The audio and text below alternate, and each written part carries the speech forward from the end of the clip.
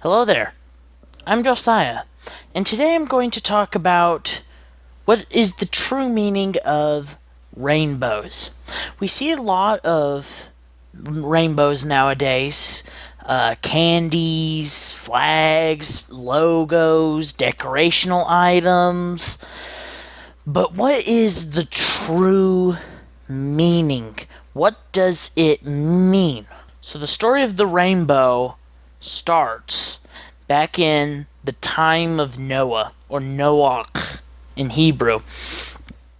Back in a time when the sons of God were coming onto the daughters of men, and as the word says, that their children were the heroes of old, mighty men of renown.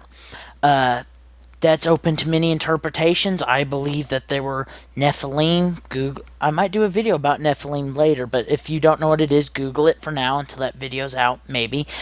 And so, regardless of what you believe these heroes of old were, they were considered wicked, right? For the Messiah, Yeshua, talks about, as in the days of Noah were, so shall be the Son of Man. So we know that they were very wicked. They were very anti-Yahweh, kind of like the world is nowadays. They hated God, and Yahweh came unto Noah, and said, of course, build an ark, bring animals on it.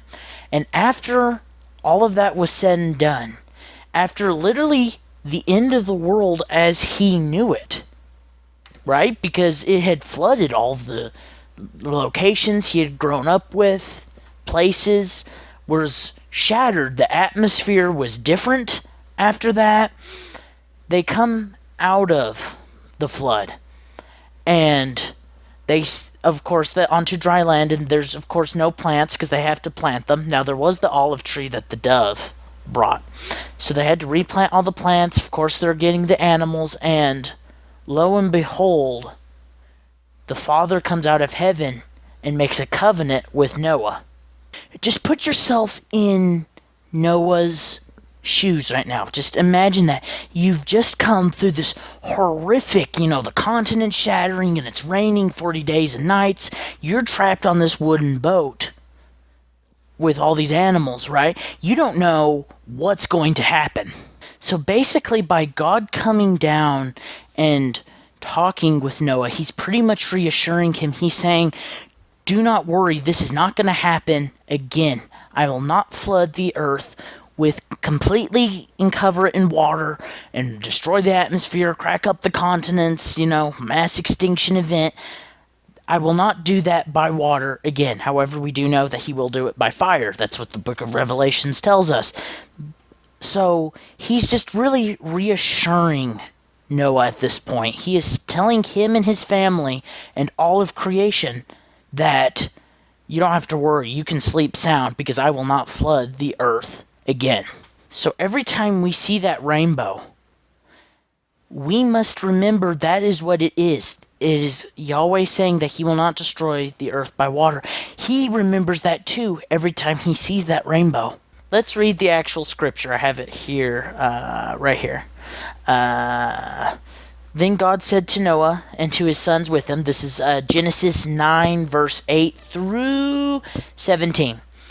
And it says, then God said to Noah and to his sons with him, behold, I will establish my covenant with you and your offspring after you, with every living creature that is with you, the birds, the livestock, and every beast of the earth with you. As many came out of the ark, it is for every beast of the earth. I will establish my covenant with you, that never again shall all flesh be cut off by the waters of the flood, and never again shall there be a flood to destroy the earth.